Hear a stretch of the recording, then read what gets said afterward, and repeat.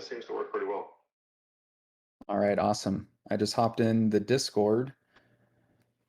So we are kicking off SURFcast number 7, which I actually gave a title to this one. I called it, let me double check. Goodbye Alpha, Hello Beta. And that's very true.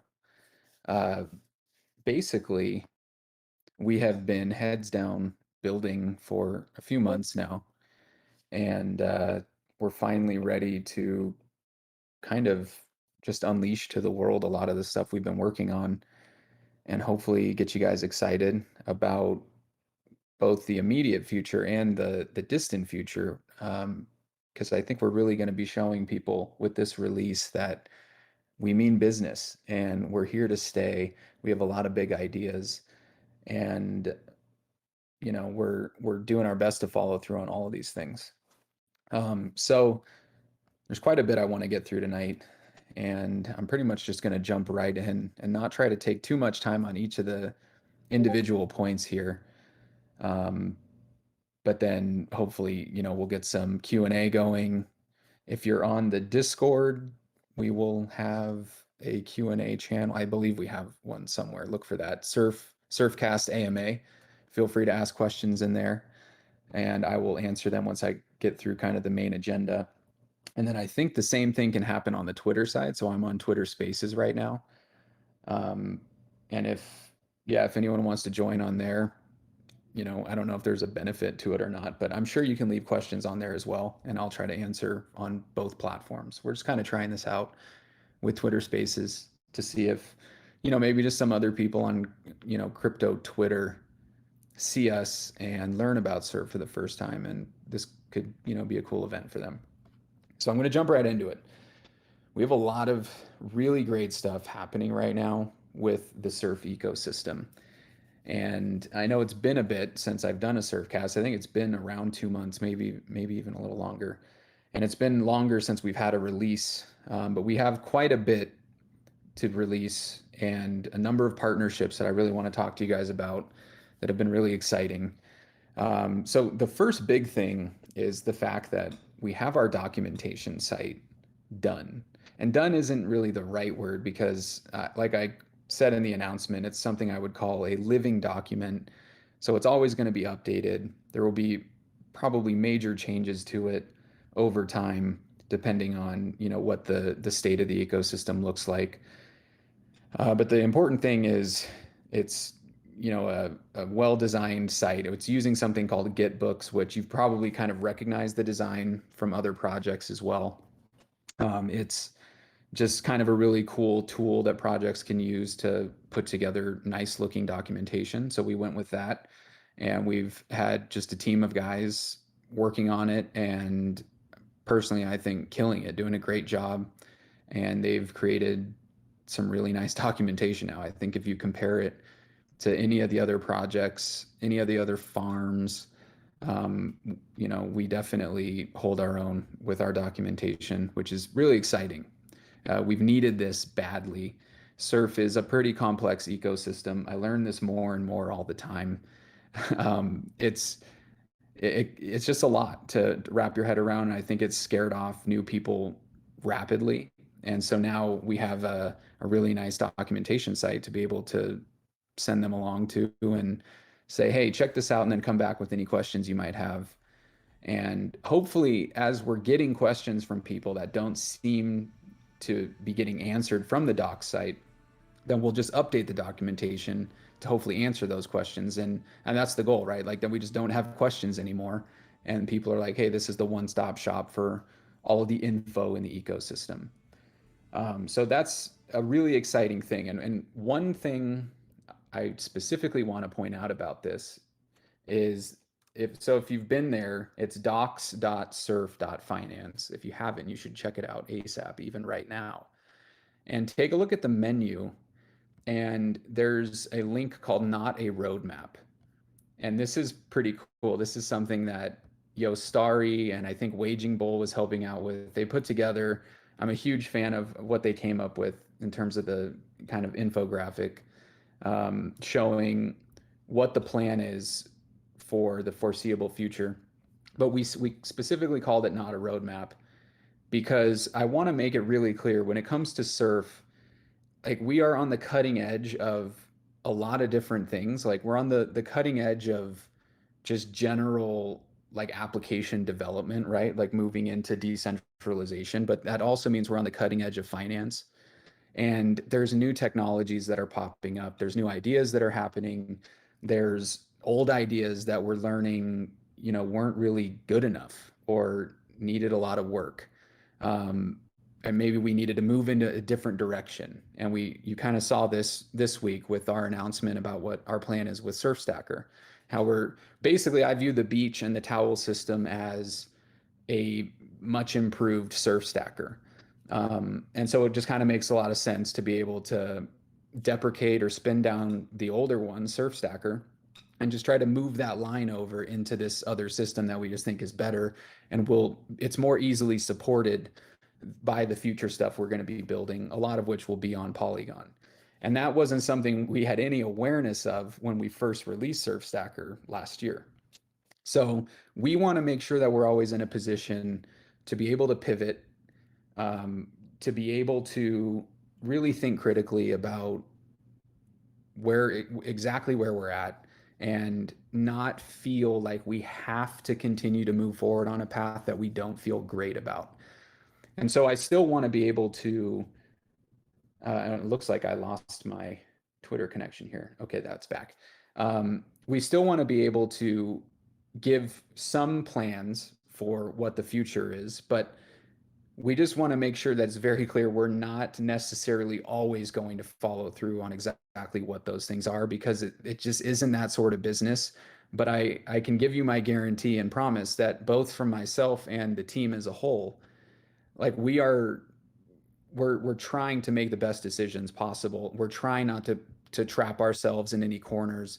We want to make sure that we're very nimble, that we can quickly pivot, that we can move to better ideas or slow down if we need to, and not feel like, oh my gosh, we're just letting everybody down. So please read through that Not a Roadmap page if you get a chance. I think it's well done. There's a lot of great information in there. And I'll go ahead and cover what it shows. So we have this concept of breaking waves, which is what's very next in terms of what we're working on. And you'll see that we have the Polywave IFO, and I'll explain what that's initial fair offering, but I'll explain what that means once I get to the Polywave section of the SURFcast. And then our dashboard launch. So those are imminent. Those are like within a week. And I'll be explaining more about that. And then we have the steepening waves, where you'll see there's the Inferno IFO, we have Polywave Vaults, which I'll be explaining, and then we have the Swell, which for anybody that doesn't remember or is new, the Swell is I think going to be one of the coolest things in decentralized finance, and it's basically a decentralized surf hose or a surf faucet. So as a community, there will be governance that will allow us to control where the rewards from this surf faucet go to. So we can basically just stimulate activity anywhere in the ecosystem whenever we want once the swell is up. And I think there will be really cool elements to it as well. Like we'll donate some of what's going into the swell to charity and other kind of influencers and promoters, people that we can get art and videos and tweets out of. There's a lot of really great uses. And as a community, we're going to be able to vote and decide on how exactly that's used, which I think is pretty revolutionary. I'm looking forward to that. And that's kind of, I'm really going to be jumping into that.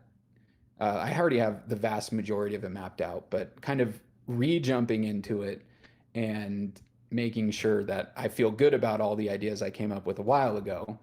And honestly, this is one of those things I'm just thankful that I didn't move faster on the swell because I think it has changed a lot and it needed to because the landscape of the crypto space has changed and we kind of got to figure out how it's just going to work where we're not putting ourselves in a box just on Ethereum. So we've kind of done this multi-chain branch out, but the swell needs to be able to work with all of that. So there's a lot of things to consider, and I know it can feel like we're moving slow at times, but there's a lot of people doing a lot of work right now. And if you're feeling like there's any way that you can help, then that actually sounds great. I ask that you reach out and maybe we can figure out a way to use your talents with stuff. Because we're really starting to grow both in our scope of what we want to do and what we are actually doing and the number of people that are involved. And it's, taking more time and effort to just manage all of that and scale things properly. So honestly, there's a lot of opportunity for anybody that would like to get more involved in things. So please reach out.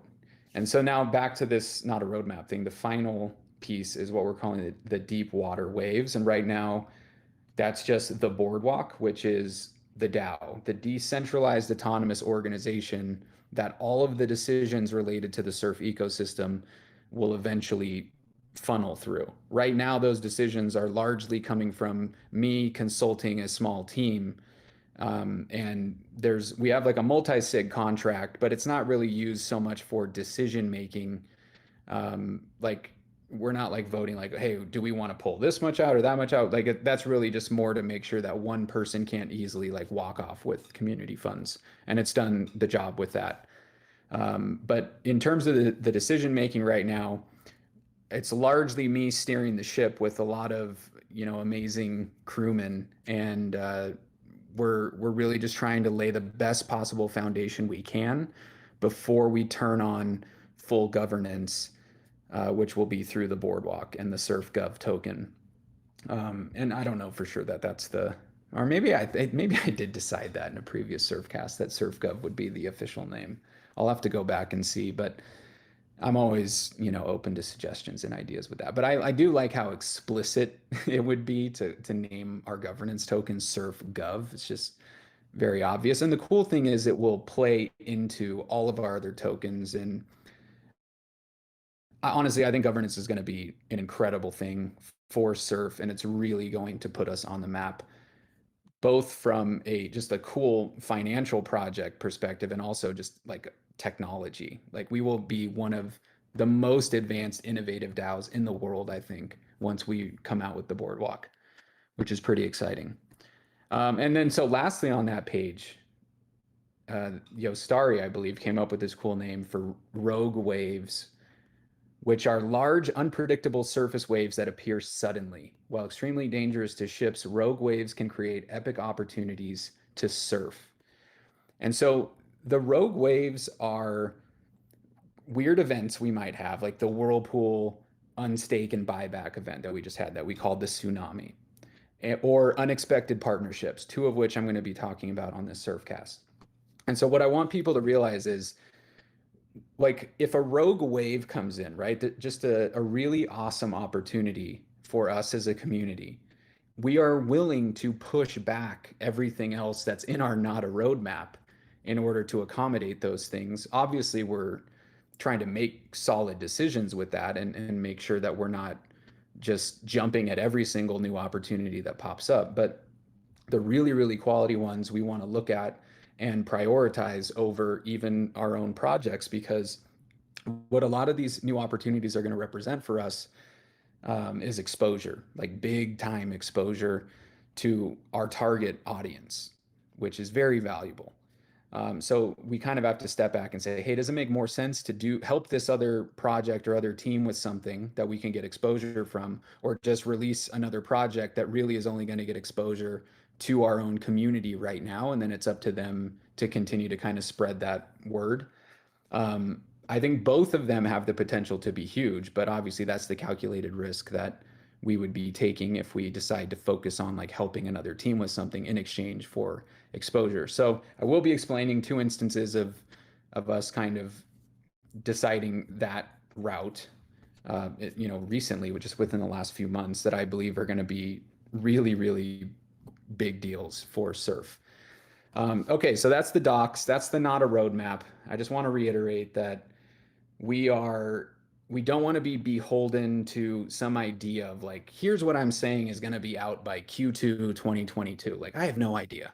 And to be honest, like, it would be scary to me to invest in a project that is telling me exactly what's going to be out 1 year from now, unless we're talking like, a layer one blockchain or some huge thing that you would kind of expect to take a really long time to develop.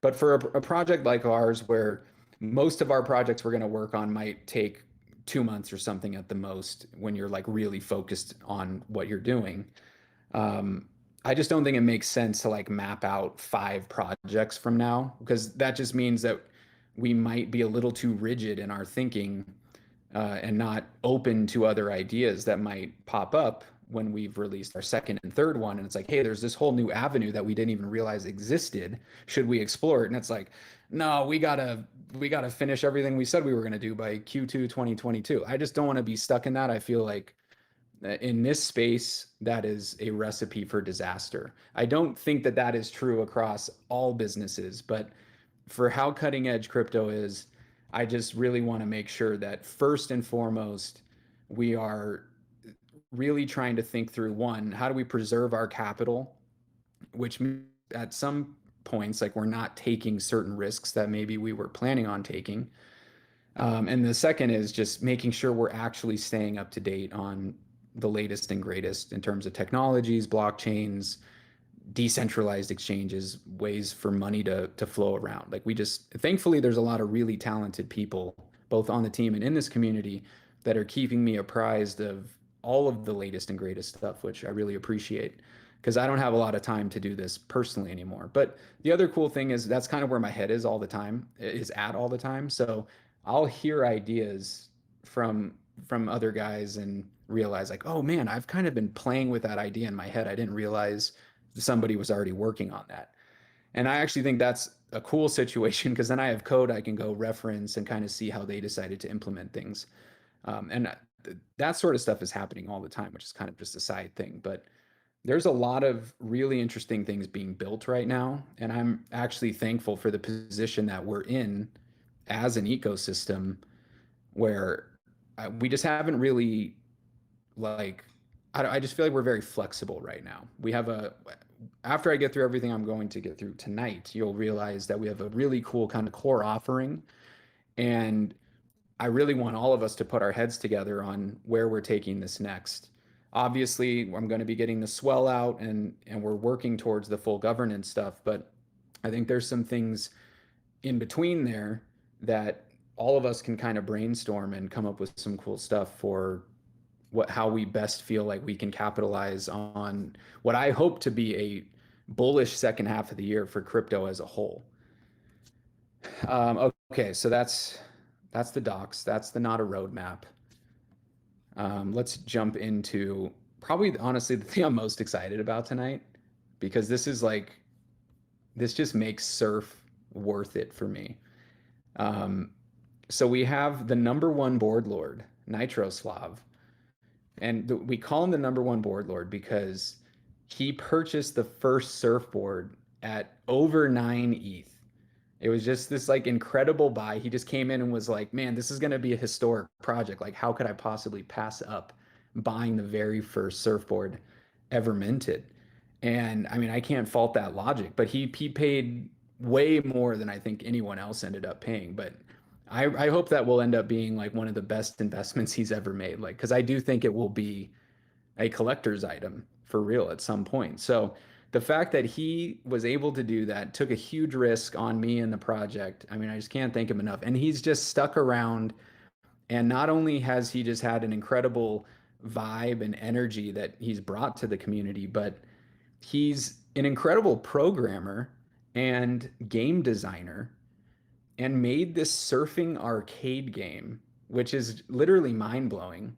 And so if you're on mobile, unfortunately, you're not going to be able to play this right now. But if you're like on a laptop or desktop right now, we've went ahead and hosted his game and got it live at arcade.surf.finance.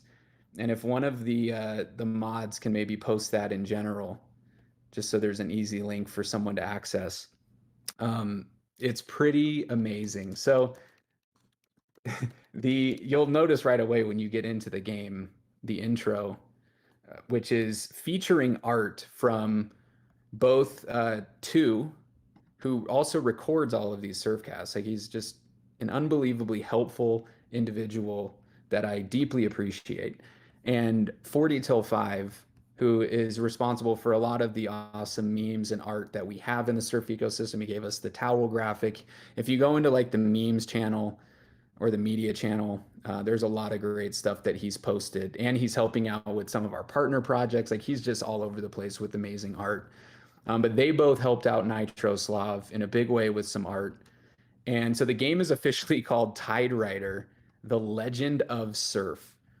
And you guys will notice as you're playing, like he just goes into such detail with things where you talk to Pep, you talk to Tide Rider, you talk to Proof, me. There's like amazing music and art, and it's actually a really fun game to play as well. I want all of you guys to start playing this because I would like to figure out some sort of competition around this. And it might be difficult because I know there can be like JavaScript hacks and stuff where you can fake a high score. But maybe we can figure out some kind of like live stream where you actually have to have video proof of you playing it that well. But I think it'd be a really cool way to kind of give some surf away. And to be honest, like the fact that a community member just decided to start working on this and took it to the level that he took it to, just such a amazing level of detail and really fun game mechanics. And it honestly is just mind blowing. It's like such an honor that somebody made an arcade game around just a project that I was involved in. So I can't thank you enough, Nitroslav, and I hope that all you guys kind of take a look, play, post your high scores. It's honestly like just the coolest thing ever to me. I hope that you guys agree. And feel free to ask any questions you have about that too, because I think there might be some cool backstory that maybe some of them can write a little bit more about. So there's that. Feel free to be playing around with that game while you're listening if you want to, because it's just you can kind of do your little just left hand on the keyboard and move around with your surfer, dude. Okay, so we have that amazing arcade game, and the plan is so Nitro already wants to start working on another game, and so we think that we might turn arcade.surf.finance to a cool kind of landing page where you can then click into specific games that you want to play. But for now, since this is the first and only one, I just like that you're playing that right when you get to it. I can't really think of another project like ours that has an arcade game like this that's actually really high quality. So it's a really cool addition to our ecosystem. The next thing, and I say this in the announcement last night, I said our drool-worthy new dashboard currently wrapping up beta testing. So this is probably going to drop. I don't want to put too much pressure on Waging Bull here. I want to say by the weekend, maybe on the weekend. Um, our dashboard is really, really cool. And we have a number of testers taking a look now. We've already gotten some really good high quality feedback. We're making some tweaks and just trying to get some of that feedback covered before we do a more public release, but it's like days away. We definitely want it in place for Polywave. Um, and honestly, here's the idea with the dashboard. All of the things that you own or would want to know about in the surf ecosystem will be available to you on this dashboard. That goes from the price on the 4 different chains that we're currently listed on right now. That's Ethereum, XDAI Stake, Polygon, and BSC, Binance Smart Chain. And then easy ways to like do arbitrage trades or just be aware of the different price differences and hop into those other chains. There's a really cool kind of color coding system where each overview page changes colors depending on which chain you're connected to, which is actually really helpful because I think now in this multi-chain world, we're often finding that we're losing track of what chain we're on. Like, oh crap, I went to this Ethereum site and they want me to switch to Polygon. It's not a huge deal, but it's kind of nice to know like immediately what the issue might be because some sites aren't great about making it very clear that you need to switch chains. So it's just kind of a cool little thing that we've kind of color coded things with that. And we get really great stats. So there's a breakdown of really everything you would like to know about your own holdings. And what we're working on is really trying to show what the community holdings are. And a lot of people aren't aware of this. And I try to stress this every SURFcast, or at least when I remember to. Um, but let's just say we have like about $1 million in community holdings, which I think is pretty much where we're at right now. Um, You like whatever your stake of the whirlpool is essentially your stake of the community holdings. Like we have liquidity worth hundreds of thousands of dollars across all of these chains, and we don't need that liquidity there. Like we just have it there kind of for exposure right now, but we could say, hey, let's just pull all that back or pull 90% of it back. Just leave a really tiny amount of liquidity on each chain, and then let's go invest with those hundreds of thousands. And maybe we'll do something like that. We're just not really in a rush to do these things. Sure, we might have missed some opportunities to get some good returns, but more than anything, we're just trying to do everything right and make sure we're not making mistakes or doing anything reckless or risky. There's lots of rugs out there. I don't trust anybody more than myself when it comes to that stuff. And until, except for like really quality smart contracts, right? And the reality is, we as a project and a community and an ecosystem are on the cutting edge of this stuff. So there isn't like a whole like selection of projects out there that are like, yeah, this is where I can invest money into financial innovation, where I know for sure their priorities are to preserve capital, not make reckless decisions, and um, actually are caring about the innovation that's going on and really paying attention to this decentralization movement. Obviously, there's other projects out there. There's some that are worth billions of dollars, but they, I just think uh, they're not as appealing, right? As like a newer project like ours with a significantly smaller market cap that has the same goals and I think just a lot more room to grow. Something like Uniswap is amazing. I think the technology is great and it's ushered in, like, honestly, a financial revolution. But I don't know that their valuation needs to be tens of billions of dollars, right? Like, I don't know how much more upside there is when a token's worth that much. Surf at like $4 million feels like there's a lot of upside there, especially with what our approach is, which is being a decentralized hedge fund and putting control of this hedge fund into the hands of token holders, which is what we're building towards. If we do it too soon, it's all going to get ruined. I know that everyone's looking forward to that. But I'm just not going to release anything I don't feel comfortable with, because the last thing I want to do is finally hand over the reins of the project that I've put like my heart and soul into, and then it just breaks, or the community is they didn't even do anything wrong, but there was like a bad actor that figured out a way to come in and muscle everybody else out. Now they control the protocol, and they're just going to destroy the things that I've built, which would be very hard to rebuild, at least quickly. So it's just one of those things where we don't want to make mistakes with this stuff. And I don't think we're doing anything wrong by just taking our time with it, but also like I said, making sure we're flexible as we move forward. So that's where our head's at with this stuff. And the dashboard is going to be a really, really big help with onboarding people, just like how I feel the docs are going to be for us, but also just showing everyone that we're clearly a more serious project than just like the new hype coin that is going to pop up next week or next month.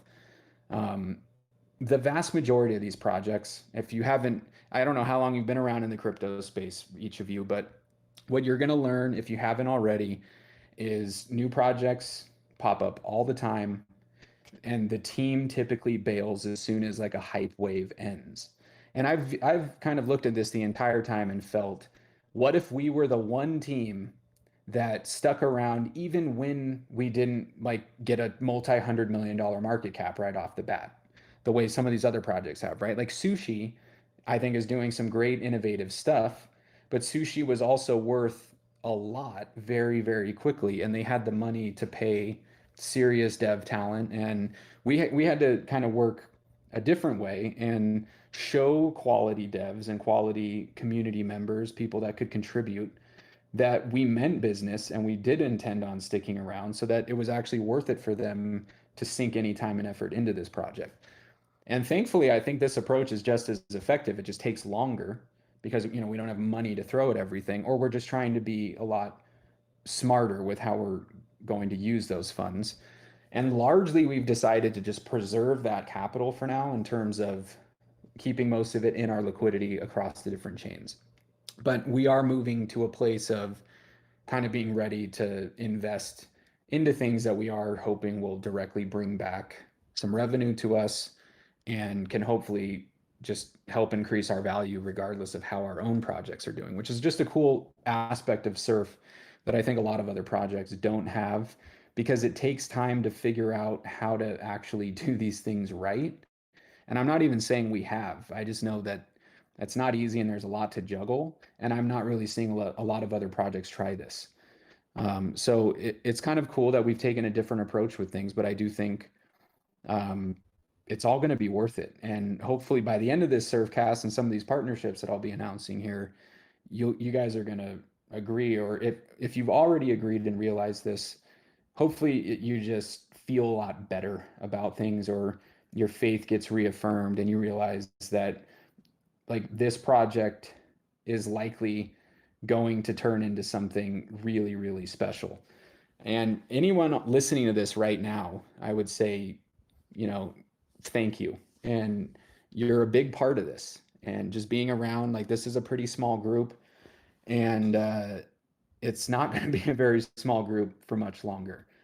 So it's a pretty cool thing to me that we have a really solid core group that rode through a lot of waves and spent a lot of time and was very patient while we were building this stuff out. But like I said, we're trying to transition now from alpha to beta. And I do want to clarify this, and the dashboard ties into this, where I would say we've been in alpha because we've had products out there that basically didn't have documentation, didn't have anyone even marketing or promoting them in a real way.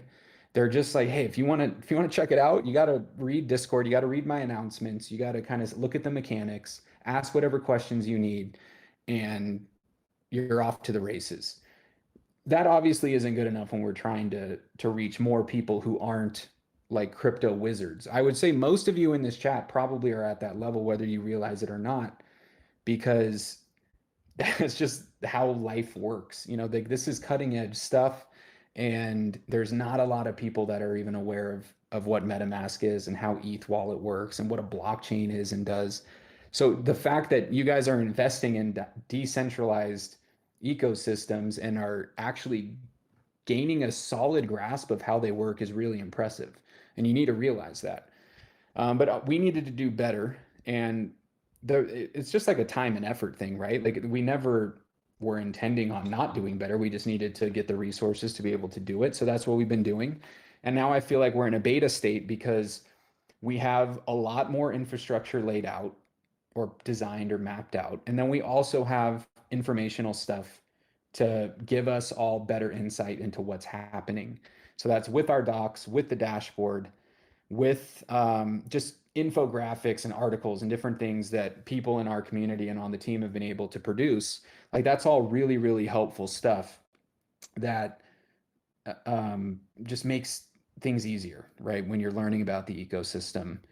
But we're not at a production level fully yet. And I would say the barrier for that is basically having a really solid governance that's live. Then I would say, hey, we are actually where I think I want to be, in terms of a product that I'm like going out and talking to the whole world about. Like, hey, this is different. You're not used to this. You should check this out. And here's why. I think there's a lot of stuff we have right now that is cool and interesting and different, but it all comes together once I'm able to hand over control to a really solid governance system, which I just can't put a timeline on.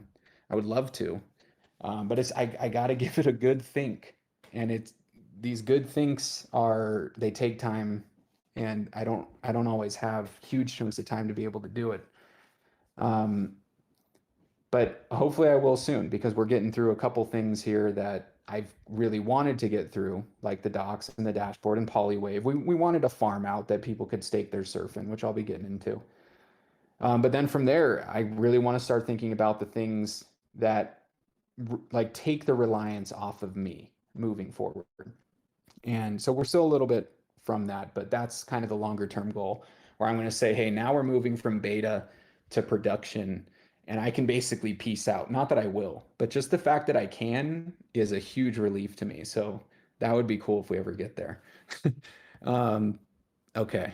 So that was the dashboard, and I'll have another announcement for that probably this weekend. I think the Waging Bull said that was fine. Hopefully that's fine. I'm just going to say this weekend. So be on the lookout for that. You guys are going to love it. It's truly amazing. And that's another like living document or a living site. It's going to be updated over time.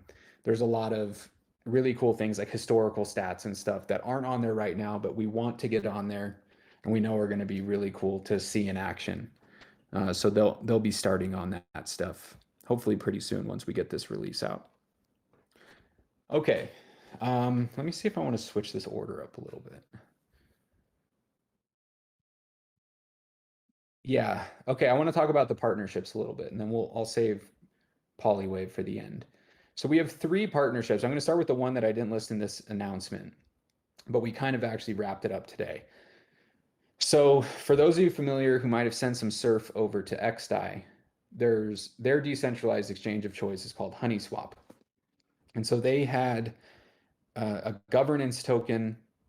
I think it was XCOM, since it was on XDAI. And it just rewarded people that had added liquidity to HoneySwap and were trading on HoneySwap. And it was actually a pretty valuable airdrop. Um, the other thing that they ended up doing is moving HoneySwap. Well, not moving, but they added HoneySwap to Polygon. So they deployed their decentralized exchange on Polygon. And they're also doing an airdrop for their PComb token, so Polygon Comb. And they reached out to us. Some of you might have seen this in general chat a week or two ago. Maybe it was longer. I don't know. This guy Monstrosity came in and said he was working with HoneySwap, and they saw that our project had just added liquidity over there, which we did because we were trying to earn more of their airdrop, which worked out for us. And they basically said, hey, we think it's really cool that you've already added liquidity. We would want to see if you would be part of our first group that would earn rewards, PComb rewards for a liquidity pair of your choice. So we're basically moving forward with this. What we did today is we bought $25,000 worth of PComb and we added liquidity PComb against ETH. And this is on Polygon on their HoneySwap DEX.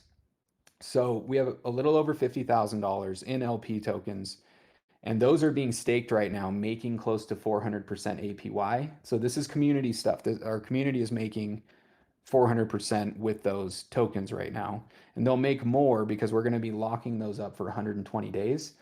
So long story short, lots of PComb is going to be coming into our community, and in return, they're going to be putting out some cool Medium articles kind of talking about our partnership with them, and it'll just give us some cool extra exposure. And overall, I will say that they are a really nice team to work with, very responsive, detailed in their responses. And we've had some really bad luck with some of the other uh, specifically decentralized exchanges that we've been talking to, trying to literally give on a silver platter a very, very cool token launching system that Soldev built. And it's like they just don't understand like how cool that it actually is or something, and they just kind of ignore us. And it's very frustrating, like very frustrating. We've spent a lot of time pursuing some of this, and it's just like crickets, and it's just a really weird thing.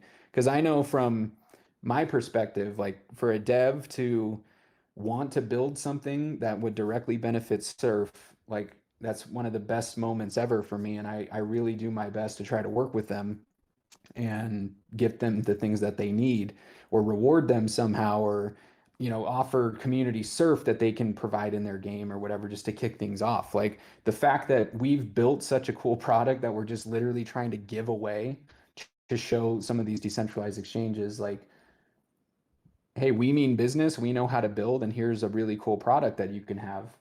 It's been quite shocking to get the lack of response that we've been getting from some of these teams. So it's been a breath of fresh air working with the HoneySwap team, and I hope that some of the exposure we get from it is cool, and I hope that PComb ends up doing really well because I think as a community we're going to be like PComb whales, which could be a pretty interesting thing. Okay, so what was next? So that's HoneySwap. And I think they have a site at one, and that's the number one hive.org if you want to check that out. But I might have some more announcements about that within the next week. Okay, so another thing that's been happening is, well, let me see here. I don't know if I'm going to release the full details on anything, but I've been kind of messing around as a crypto person. Influencer feels like the wrong word because I'm just not that big, but I do have a little bit of a following on certain social media channels. And I ended up bumping into a few people as I've been doing this stuff that have appreciated the content I've made and learned a lot from me and reached out and asked for my help with some things. And we've kind of stepped up, not really even just myself, but as a team in order to help with some of this. So one of them is this tech influencer, Matt Upham. He's pretty huge on TikTok. He's growing really rapidly on Instagram. He's over 100,000 followers on Instagram. Um, he's got his own like 30,000 person Discord server that's all talking about tech and programming. None of it is crypto specific. So he was a guy that stumbled on some of my content, reached out to me and said, "Hey, I'm learning a lot and I would love to like dabble in the crypto space, and I'm thinking about just kind of making a fun meme token and making some viral videos." And we got to talking. This was a couple months ago, and he basically wanted to move forward with this token LMAO. And we've helped him actually quite a bit with some stuff. So this project is actually launching on Friday, and SolDev was able to pretty rapidly put together a really cool staking contract that's based on the core math in Polywave, which I'll be explaining. But it's a for LMAO, it's a super simple staking concept where you're just going to stake LMAO and you earn more LMAO. There's a small fee going in, a small fee going out. That entire fee goes to everybody else that's still staking. So there will be a lot of rewards for these stakers. And that's kind of a different thing than most meme tokens out there, which don't really have anything special going on, right? Like Doge is just a token. It doesn't have cool tokenomics. It doesn't have transfer fees or staking rewards or anything like that. So I think that this project could do reasonably well. Surf based, there's this pre-sale that happened and it sold out. It raised like $500,000. And Surf ended up getting the absolute best price of anybody. We bought 1% of the supply for $10,000, which was half of the price of, I guess, what the pre-sale was going for. So it's pretty cool. Our plan is to put, so it was 100,000 LMAO that we got. So we're going to be putting 50,000 LMAO on Polygon and matching it against Surf liquidity. And we're going to do the same on Ethereum. So we're going to have two new liquidity pools. We have a lot of Surf now as a community. So we find it kind of a cool way to partner and get some extra exposure by creating these liquidity pools with other projects, especially one that we have like we wrote the code and we can actually trust. So that's kind of a cool thing that's happening on Friday. If anybody, like any of the mods or whatever, wants to link maybe to the Discord or the Telegram for that, if people want to check it out. I'm not really giving you like purchase recommendation. The cool thing about Surf that you have to realize is we are getting exposure to these things for you. Like we're not trying to be reckless about it, right? I think the Surf community's holdings are likely to do very well on this project. At the minimum, they're probably not going to lose money just because they're like it's only putting it at like $1 million market cap, and a lot of these meme tokens do significantly better than that. So it's just a cool thing where you can know if I hold Surf, then I have exposure to these things, and so if any of them do really well, then I will do pretty well from that because Surf is going to do well. Um, what else? We, I don't know. Matt is a great guy. I think that we're going to be doing some more dev partnership with him moving forward. And if you, what you guys are going to see, like when you hop in the Telegram and the Discord, there's announcements or pinned messages or whatever that really showcase that Surf is the development partner and helping in terms of locking liquidity and making sure there's like anti-rug pull mechanisms, which is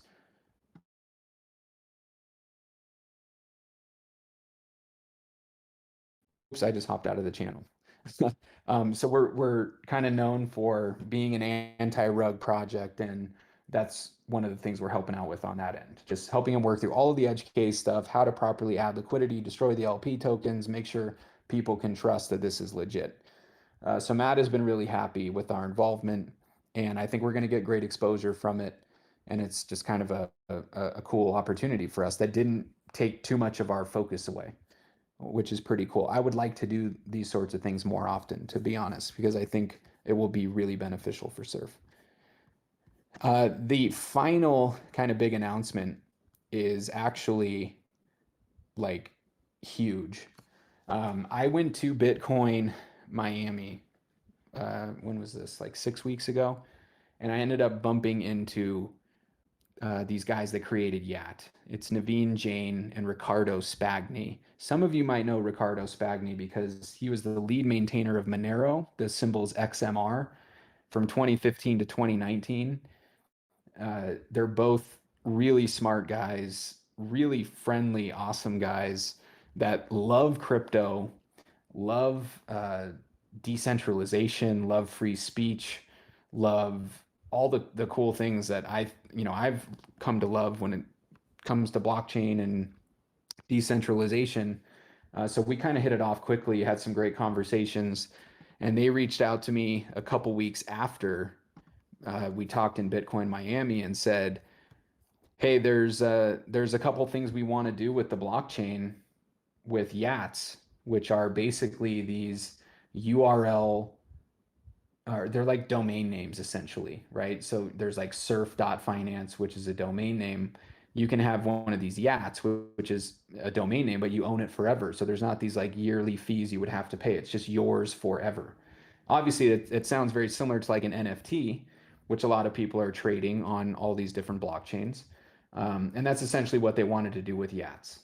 And I I don't think they've like 100% nailed down the date for this yet. I think they're really close.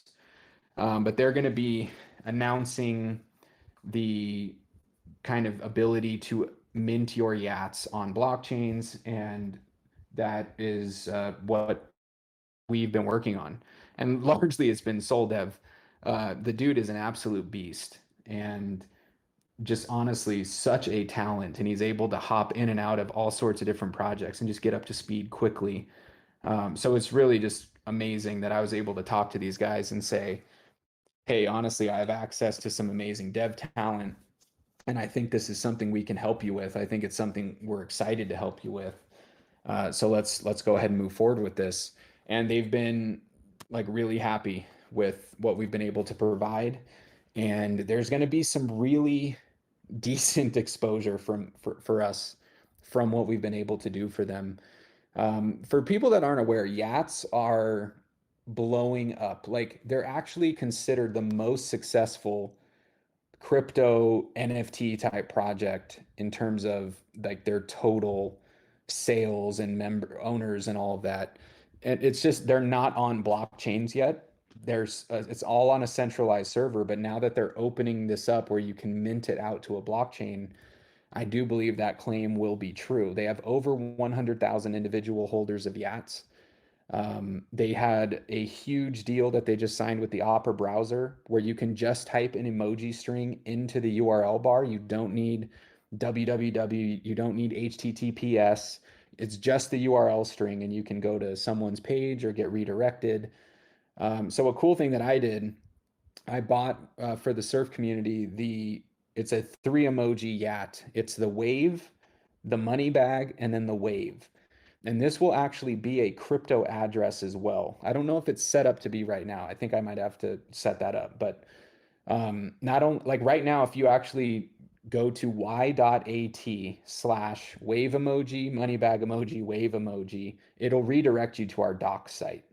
So they create a really cool kind of control panel for your account when you buy these things. And you can just pick the URL that you want to redirect your Yat to. So Yats are blowing up. A lot of celebrities own Yats. There's Lil Wayne, G-Eazy, Paris Hilton, Steve Cohen, who's a billionaire. He's bought a couple like for, 200,000 each or whatever. A lot of people are dropping a lot of money on these yachts.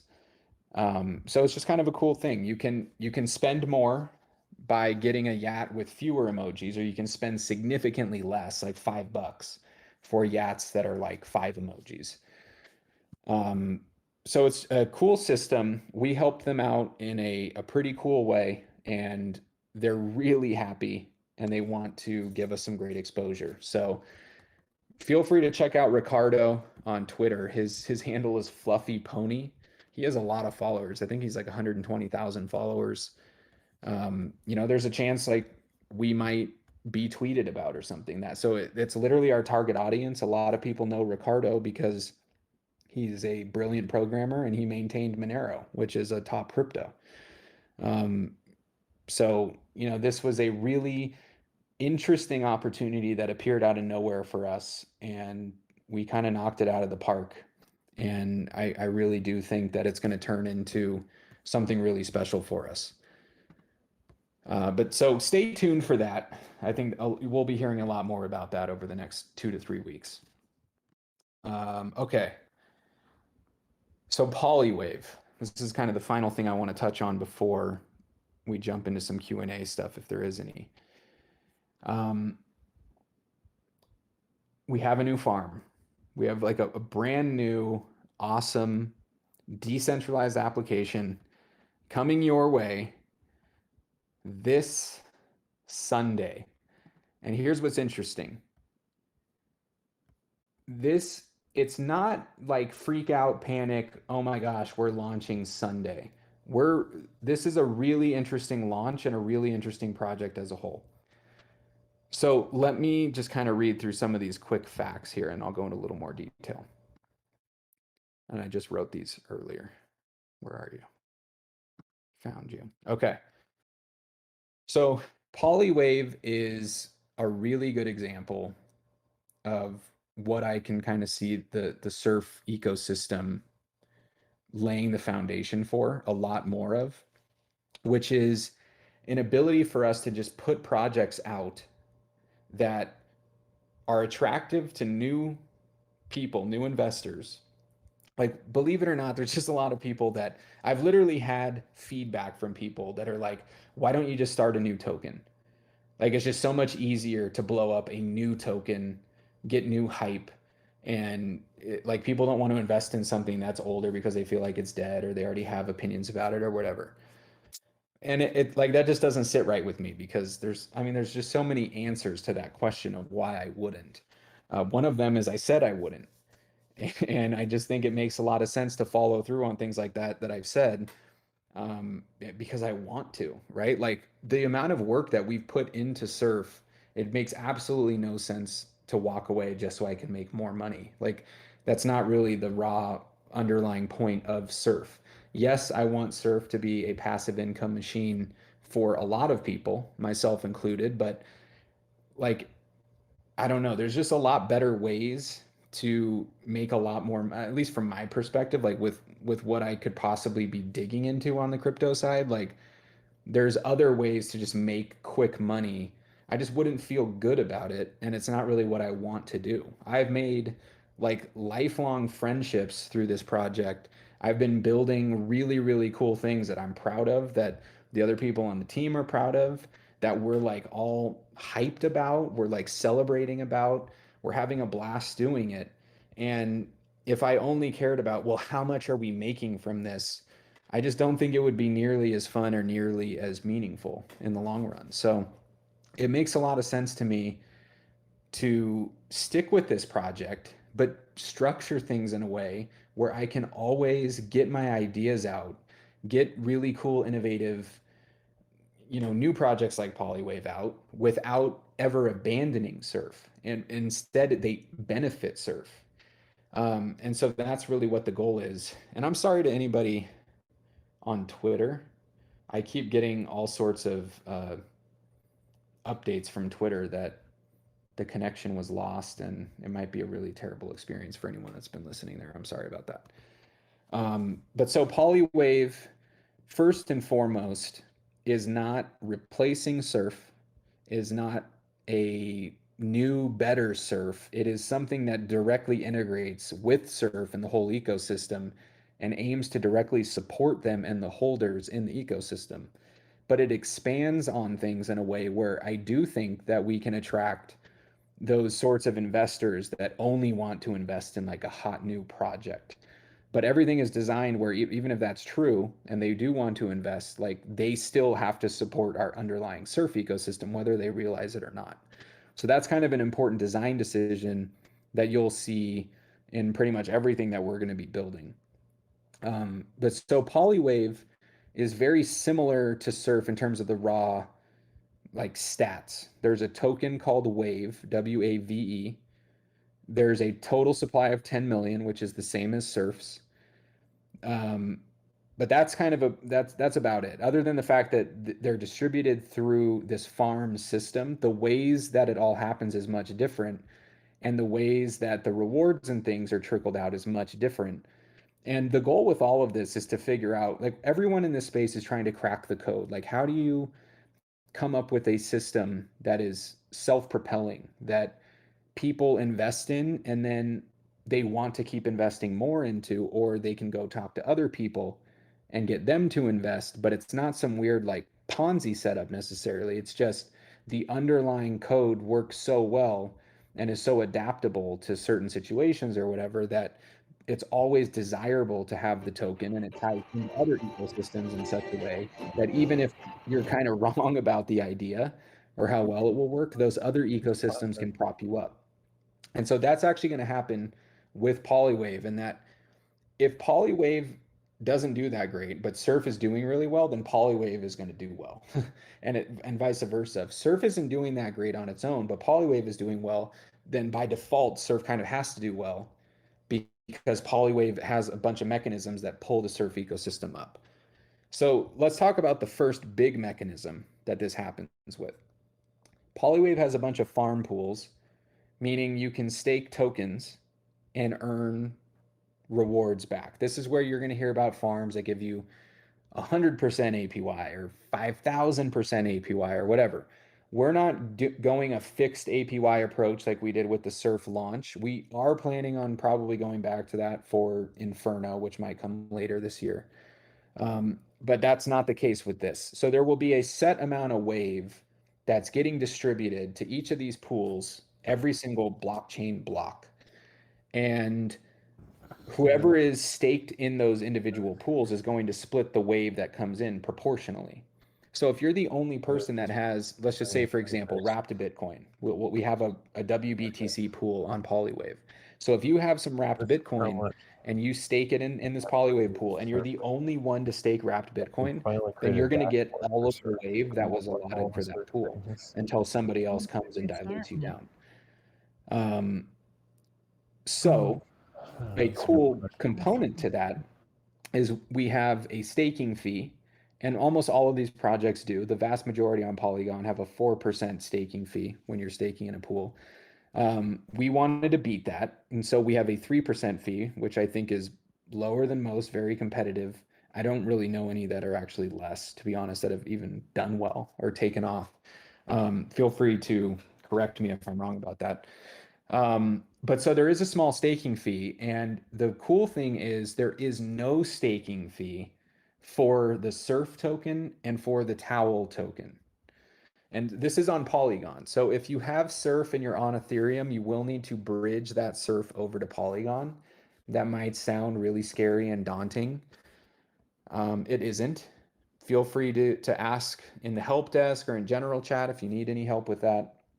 Um, it really is actually quite simple. There's just a little bit of gas that you're gonna have to pay, but then once the surf is over on Polygon, it costs you under a penny to make any transactions. So you can breathe a lot easier about like, oh my gosh, I'm spending 20 bucks on this transaction or whatever.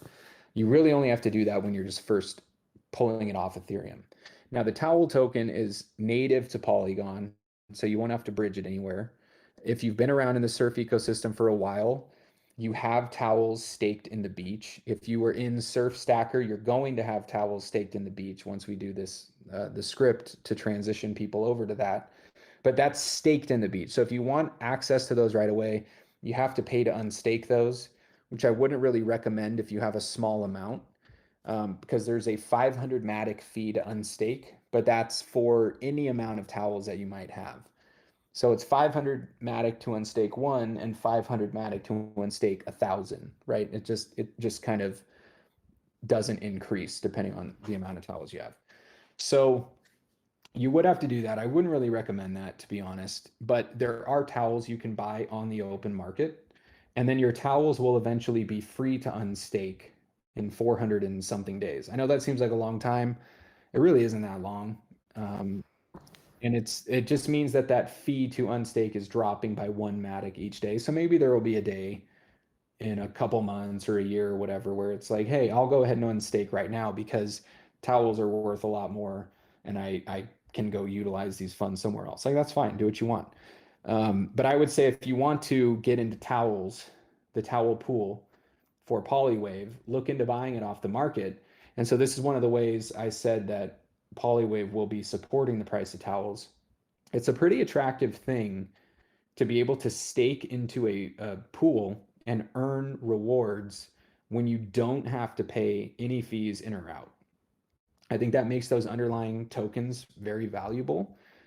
And when you just look at how undervalued pretty much all the tokens in the Surf ecosystem are, I think that this sort of system will kind of wake people up to that fact.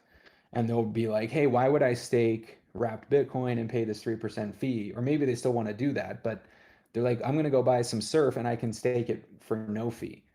And I really hope that a good chunk of the supply gets locked up. I could see more than 2 million Surf getting staked in this contract. And locked up isn't really the right word since you'll be able to unstake as well without paying the fee. But it's one of those things where to have that much Surf kind of off the market in the sense that people aren't sitting there going, oh, I just can't wait to sell this. There's not a lot of reason to feel that way when it's earning you something. And Polywave is going to be the first of many different opportunities that you are going to have as a Surf holder to make yield, to get a return from that Surf or towel or whatever other tokens that we might have. Um, so that's one of the huge perks that you're going to have as a Surf holder. I would say if any of that Surf you've been collecting from the Whirlpool that you've maybe purchased because you thought the price was good, bridge that over to Polygon and deposit it into Polywave and just start earning Wave for free. Because or move it to XDAI and get it into our Surf. There's opportunities that we're trying to create here where you can park your Surf somewhere that you'll earn more of something. And I don't think there's going to be a better place to do that than Polywave, at least for the foreseeable future. Um, and at least when it comes to raw Surf, right? I'm not telling you to make any other major moves to your portfolio. Obviously, we've had the tsunami event, which was a pretty major move for those that partook. But the goal of that was for people to get their hands on more raw Surf so that they can get it into projects like Polywave, where they're going to end up making more Wave than they would have before, um, which is going to provide, substantial returns. And we're going to be tracking that in the dashboard as well. And so, kind of tying back to that, people need to realize our dashboard will be the source of truth for many parts, hopefully every part of the ecosystem, where that's the only place you have to go. Like, you just want your at a glance, what does my portfolio look like? What does the Surf community portfolio look like? What do my NFTs in the Surf ecosystem look like? All of that will be available to you, and that will continue to be updated even as we're building out new things. So another cool thing is this 3% fee that gets paid by these other tokens when they're being staked. It has a kind of a cool breakdown where a third of that fee is actually just straight up going to the Surf treasury. So 1% of all deposits into Polywave that aren't Surf and towels are just going to the Surf treasury. This was an idea actually from Tabular, um, and I think it's brilliant. It's going to allow Surf to rapidly expand its portfolio and really like it just diversifying our portfolio. And if Polywave does well and catches on, like that can turn into a decent sum. I've seen some of these farms get hundreds of millions of dollars in TVL. I don't have any sort of expectations like that around Polywave. I never try to have expectations when it comes to that stuff. I always want to be, outrageously excited if something like that were to happen, not like, oh, this is what all the other projects were getting. So of course we did. I mean, I largely have found that the higher quality your stuff is, the more likely you are to be getting ignored on it, which I feels like happens with us quite often. Um, but that's really going to expand the portfolio as a whole. And the plan is actually not necessarily to have all of it just be ours as a community, but we'll be putting some of those back into what we would call vaults, which can also earn their own rewards. Like all of these major tokens, all of the stable coins like USDC, USDT, DAI, big coins like ETH, Wrapped Bitcoin, Matic, Link, um, they all typically have options for where you can stake them and earn yield from them, farming rewards, just like we're offering for them with Polywave. So you can end up creating a vault system where those tokens are being staked in other projects that are earning yield, and that yield gets distributed to everybody that's staking, in our case, Wave. And so this is how we're going to have a really cool kind of positive feedback loop between things where your wave tokens, and this isn't going to be immediately available because it's really more for when the supply of wave is nearly completed being distributed. Um, but you'll be able to stake your wave into these vaults and earn whatever the yield is that that underlying token in the vault is earning. So there will be lots of revenue opportunities, both for Surf, for towels, for the wave token moving forward. And I guess I didn't even mention this, but the other cool thing is this is all single asset staking, which means there's no impermanent loss. For anyone that was around for the launch of Surf, we did LP tokens, which means it's a token that represents a liquidity pair. So like Surf against ETH. In that sort of situation, you can experience impermanent loss when ETH, for example, goes on a huge run, but the underlying Surf token isn't keeping up with it, where the idea being you would have made more had you just held your ETH. And so obviously that's not an ideal situation. We never want people to experience impermanent loss. The whirlpool has largely offset a lot of that impermanent loss, which most of the other systems don't have. But even still, we don't want people to have to sell their surf in order to like balance those things out. So Polywave is cool in the sense that you can just stake Surf, you can just stake ETH, you can just stake wrapped Bitcoin or a stable coin. You don't need to do an LP token or a liquidity pair. So no chance of impermanent loss, which is a pretty cool thing. It makes it a lot easier to kind of calculate, hey, does this make sense? I'm really only taking a 3% risk on my tokens here, and they're tokens that I wanted to hold for a long time, and I think my yield will offset the amount that I'm losing here, so it'll be worth it. That's the goal with all of this. So we do think it's going to be quite attractive. From what we can tell, there's not a lot of innovation in terms of the farms on Polygon. They're all kind of copy paste clones of like Pancake Swap and all of that was a clone from Sushi and their Master Chef contract, which we like fully rewrote when we launched Surf and called that Tito. Kind of in theme with Rocket Power, this old show from Nickelodeon. He was the dad, and they were very much like a surfer family. Um, that's just a side note. But so a lot of these are clones. They're very low effort. They don't even have nice things like a reinvest button or whatever. So we kind of added all that fun stuff. You can reinvest all your divs right back into the Wave pool. So that's a cool thing. There will be two ways to stake Wave. You can do Wave on its own and you'll earn more Wave. And there's actually a big deposit fee and a big withdrawal fee. So there'll be kind of a bit of action, or a lot of action for people that are messing around with that pool. Then we will have one LP pair, and that is the Wave Matic pool. And that's a critical pair, and you want to, provide incentives for that pair because that's the underlying liquidity for Wave. And so that's another cool pool. I believe we're gonna go with a no deposit fee on that one. Um, and that's some liquidity is important. you definitely always want at least one major liquidity pool on a decentralized exchange. Surf has had that going for it from the very beginning when we launched, and it's a really impressive thing to have the millions of dollars that we have in our liquidity. It's going to allow us to like really scale into these next stages. We're not even at 1,000 holders right now. So when we start getting exposure to a lot of these new people, um, there's going to be some larger investors that they're just going to pass on projects that like don't have $1 million in liquidity because nobody wants to buy a huge chunk of a token and pay like a 30 or 40% price impact fee. That's not really fun for anybody. It just turns them off right away. And a lot of people don't want to invest small numbers in order to like not have that price impact. So Surf definitely has that going for it. And I think it's going to be a really valuable thing for us when we start marketing and getting this exposure, which is all basically going to be happening right now over the coming weeks here. Um, so where are we here on Polywave? Okay, so here's where this is going to get a little bit different than what you guys are used to. Polywave is going to start with what we're calling an IFO, an initial fair offering. The current plan, and I will be solidifying this and in an announcement over the next day or two, is to launch Sunday at 9 p.m. Eastern.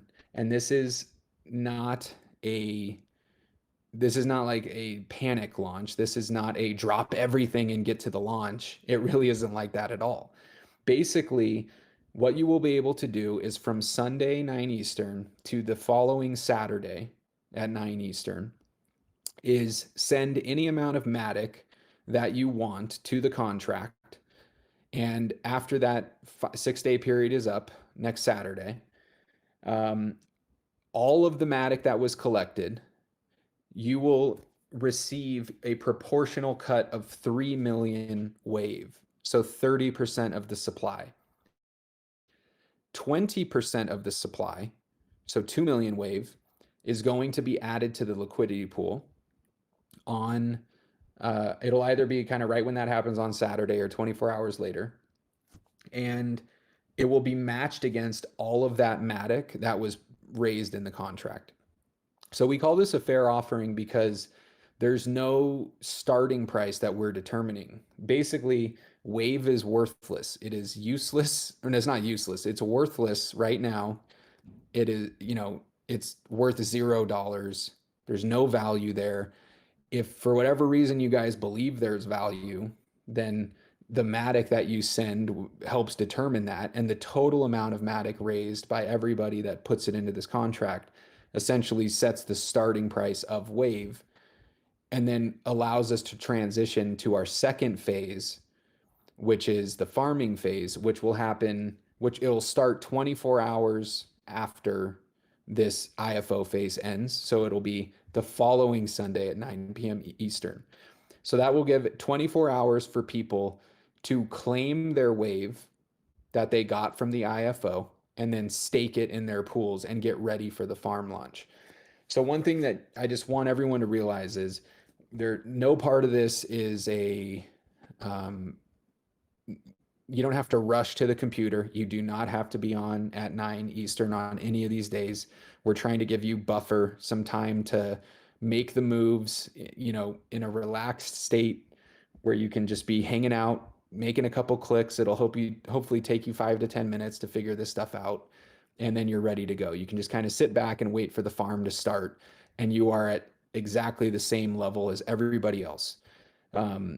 I know there was some complaints about like how SurfStacker wasn't that way. And honestly, like I'm totally fine with complaints like that. I would say in general, I'm going to be trying to make sure we design things to be as fair of a launch as possible, where there's not really risk of bots, there's not risk of like, oh, I missed it by 1 minute, so now I make way less than this guy. Like that's not really that fun for people. And even if you get it right, it's probably just because you got lucky, which just I don't think it feels that great to anybody. But something like an IFO is pretty cool because anybody who would invest in the IFO gets in at the exact same price as everybody else. And that price cannot be determined until we figure out how much Matic gets raised. So none of this is me telling you to like invest in this IFO or buy a bunch of wave or anything like that. I find all this stuff very fascinating and interesting and fun to watch. I have no idea how much Matic is going to be raised, but I guarantee it'll be more than zero. So it'll be cool just to see like where's the starting price of wave going to be, and then that determines the initial APYs for all of the farm pools. So what's cool is I can't tell you any of that stuff right now. I have no idea. It's up to you guys, it's up to other investors that come in. The idea with making the IFO 6 days, which is a pretty decent amount of time, it just gives everyone time to go talk about it, go tell people, hey, throw some Matic at this. Um, it might be a cool opportunity, and then you can immediately stake the wave you earn to start earning more wave because that will be a very lucrative pool. Um, and hopefully, as a community, we get a lot of people interested in early because the starting if wave starts at a higher price, then all of the farm pools are going to have outrageous APYs, which is what we want. We want everybody and their mother to be like, oh my gosh, I have this token. I need to go stake it in Polywave. This is like incredible. If Wave doesn't really have a lot of initial interest and starts out at a lower price, then the APYs are lower and there might not be as much interest across the board, which doesn't mean it's like a failure or anything. It just means maybe we could have marketed some stuff better. But I think giving ourselves this much time to spread the word, hopefully get some tweets from big influencers, maybe some videos out on YouTube, maybe some more exposures from some of these partners we've already worked with. For example, we're going to be bridging the LMAO token over to Polygon. With that token's on ETH. We're going to be bridging it to Polygon, and we're going to be giving it a pool on Polywave. So from day one, when we go live, there will be utility for LMAO even beyond the staking contract that we've built for them, which is pretty cool because when you're giving people options of like, hey, would I rather go earn, 300% APY here or 500% APY here? Like that's pretty cool. That's a good problem to have.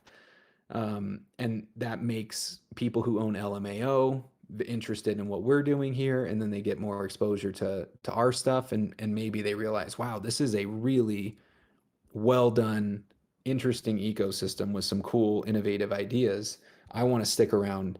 And I hope that that's going to happen a lot over the coming weeks and months here as people realize, wow, there's that surf project that I thought died. And I looked at the chart and it just looked like it's on life support, but really behind the scenes, like we're building the best stuff we've ever built right now.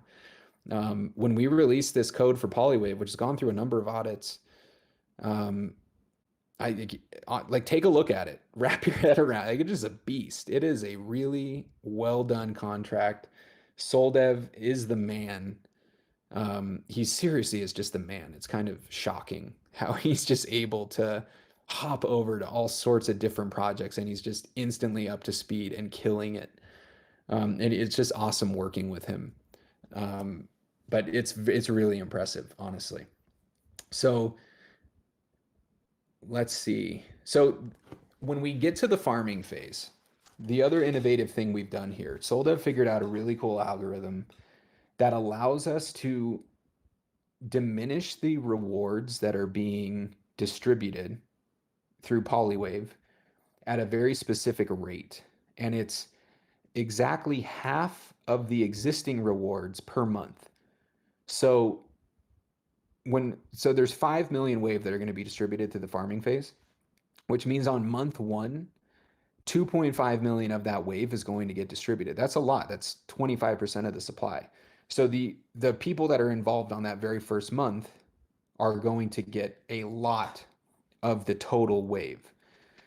And then every month from then on out, it just continues to drop by half of the remaining rewards. So the second month, there will be 1.25 million wave distributed.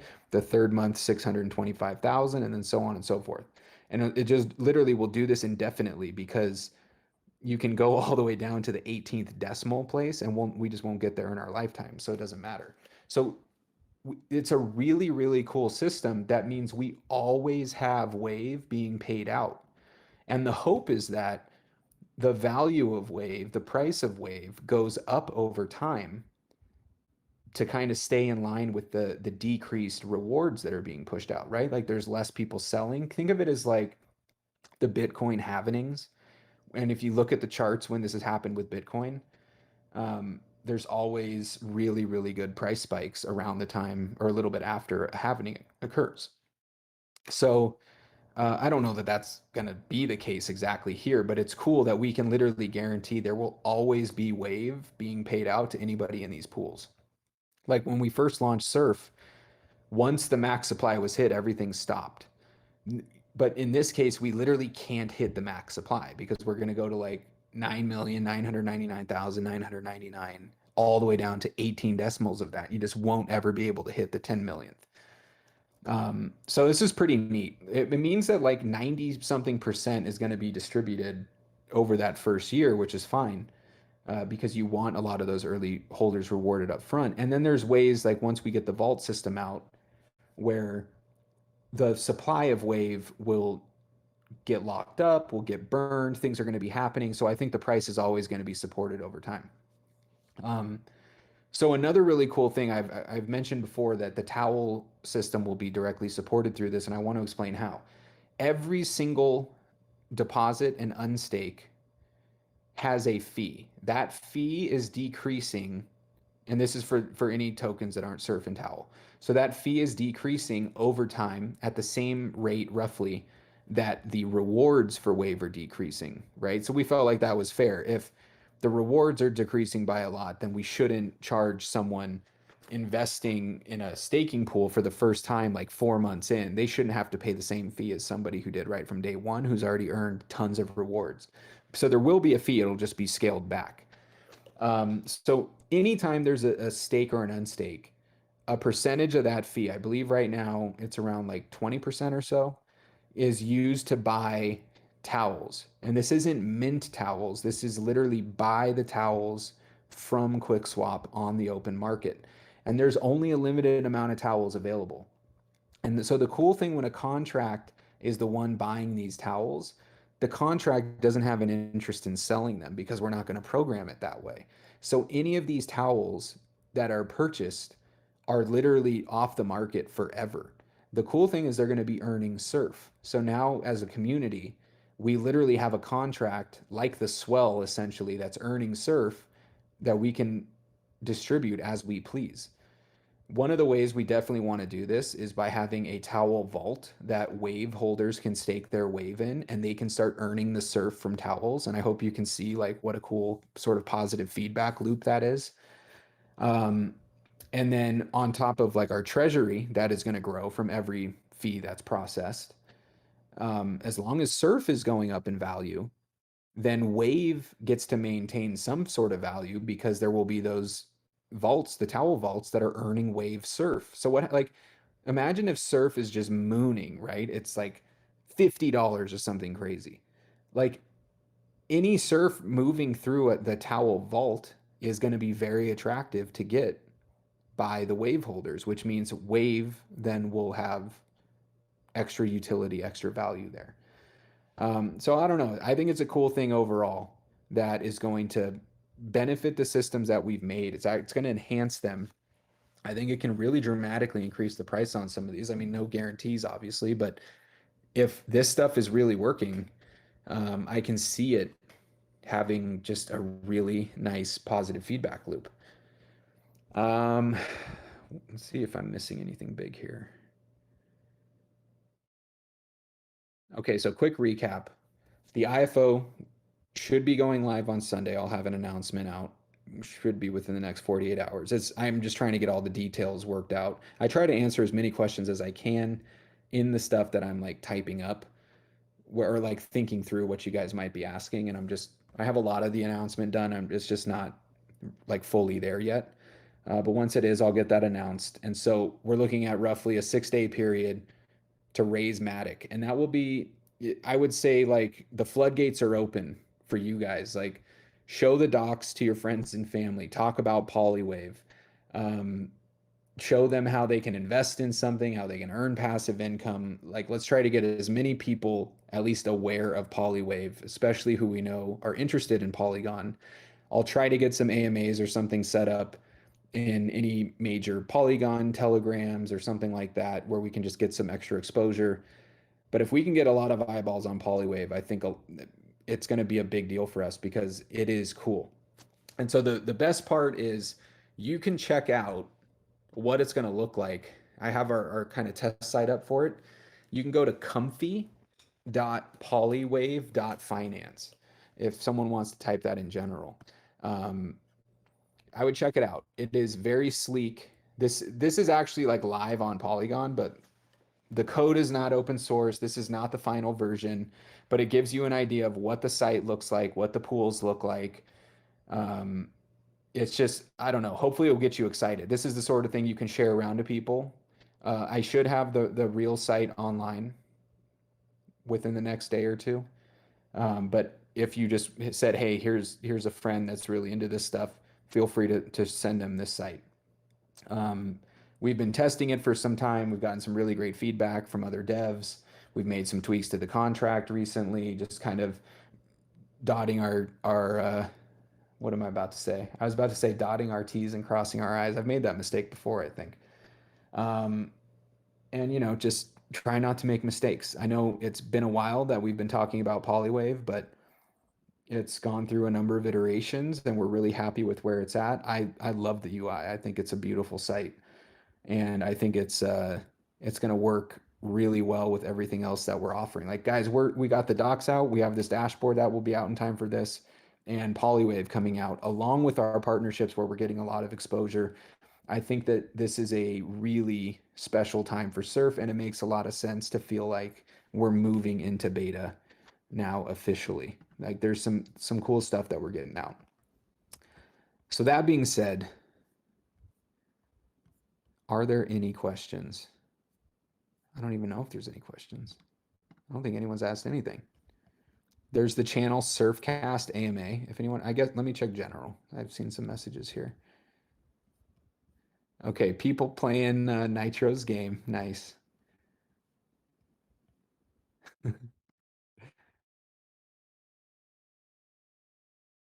Okay, Waging Bull confirmed that the dashboard should be this weekend, which is, man, I'm very excited about that. Hard Knocks is saying, I was wondering why Peacomb pumped today. That's right, man. I think we doubled the price. It was kind of a necessary thing in order for us to gain access to the farming deal that we discussed with them, which should more than pay for kind of any increase. But hopefully, Peacomb will go up in value, and we're going to be getting a lot of Peacomb. So that'd be really cool. Hard Knocks also says, so will there be a surf/token farm on HoneySwap where you earn Peacomb? Yeah, so the Surf WETH pool, it's basically wrapped ETH, is going to be, it will have an incentive where you will earn Peacomb if you add liquidity to that pool. Um, you are going to be competing against community liquidity, though I don't think I would mind if I just pull that back out to QuickSwap or something since we just put more than 50K in their Peacomb pool. Um, Let me think through that. But yeah, you will be able to earn with the Surf WETH LP tokens on HoneySwap on Polygon. Sweet. Someone linked the LMAO Finance Discord server. I would also check out their Telegram.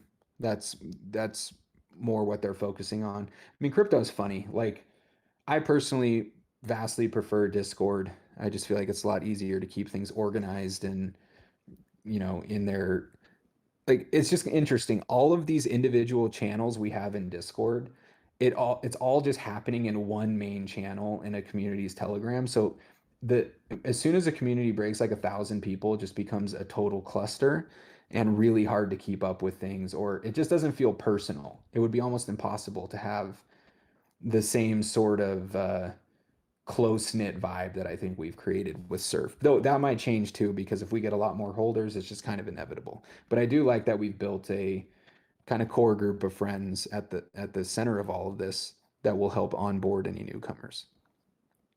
Okay. Tide Rider says Soul Dev is not human, by the way, blockchain AI. I sometimes I believe it, and then he'll just get back to me with just some great human response. And I'm like, I love this dude. Okay, sweet. They posted the yacht, the wave, the money bag, the wave. That's the surf communities and all. Like you can literally do that y.at slash that emoji string, and you'll be redirected to the doc site. They also, Starry linked the Yachts Discord. You'll see that there's almost 41,000 members in there. Um, yeah, I would expect to be seeing some talk about surf in there, maybe even officially pretty soon, which is pretty cool. And there's Ricardo's Twitter as well. He's a really cool guy. I would check out some of his. He does little interviews and podcasts on YouTube all the time.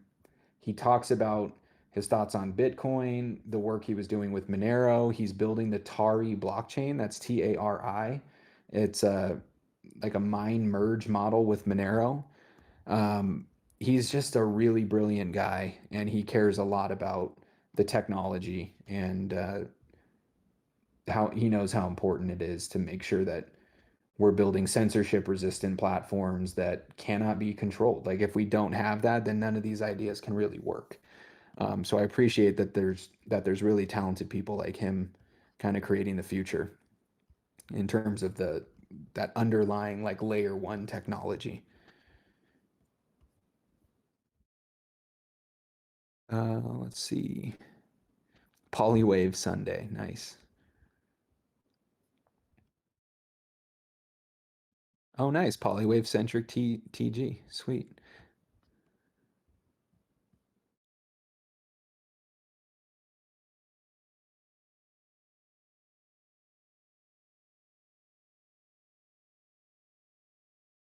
All right, I'm looking for questions here in general. Is the Polywave website ready to be shown? It's gorgeous, bros. Yeah, check it out. Yeah, do not invest into comfy.polywave.finance. You'll just be angry about it. No one has control over that either. You just be throwing money away into the black hole of fake test Polywave. Yes, Hard Knocks asked if there will be a peak home pool on Polywave. Yes, which see, like that's where we get to do really cool things, right? We're going to be earning a lot of peak home, and then we get to give peak home a pool in our own project, which will generate interest from other peak home holders or people that aren't peak home holders to want to buy peak home. And then our underlying stack goes up in value.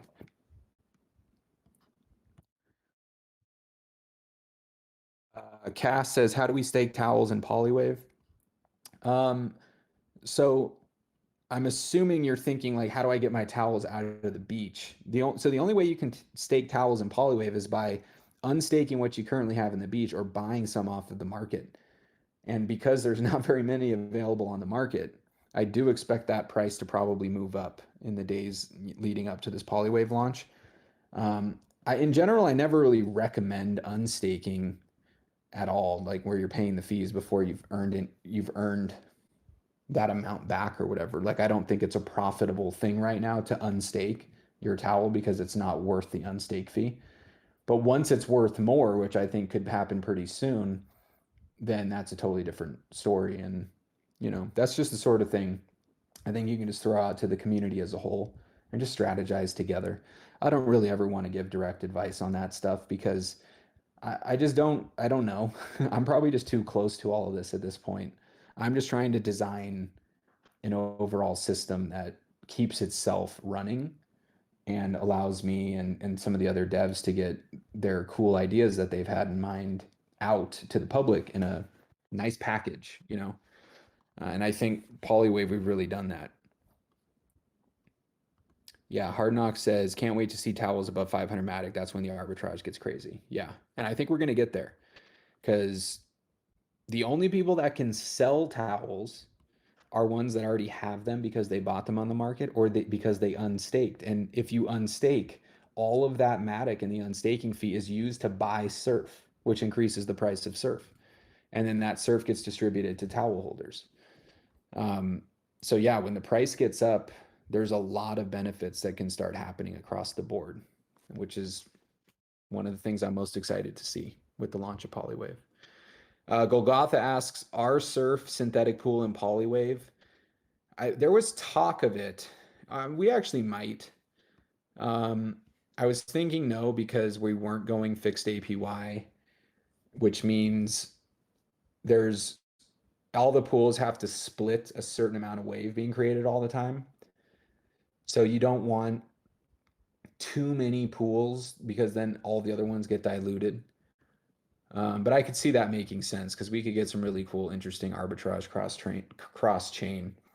Um, and I think we can add that in after the fact. I'll double check with Soldev. But yeah, we'll see. What we're really trying to put a big focus on, um, like the big time tokens, wrapped Bitcoin, ETH, Matic, all the stable coins, because that's where there's huge communities already, and then we want to increase our surf treasury, our surf portfolio with those sorts of tokens that we know are going to stand the test of time. A lot of these other projects. So here's kind of a cool little side story.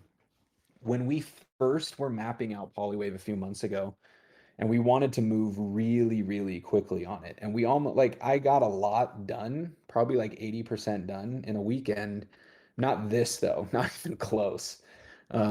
It was just basically a straight copy of a lot of the other farms, and then we were just trying to lower the fees, make it more attractive for people to invest in ours, and kind of ride a hype wave, which in general is like not really the route I want to go. But we thought, hey, Polygon is getting huge. Maybe we can move quick on this. And that, I don't know, I wanted to.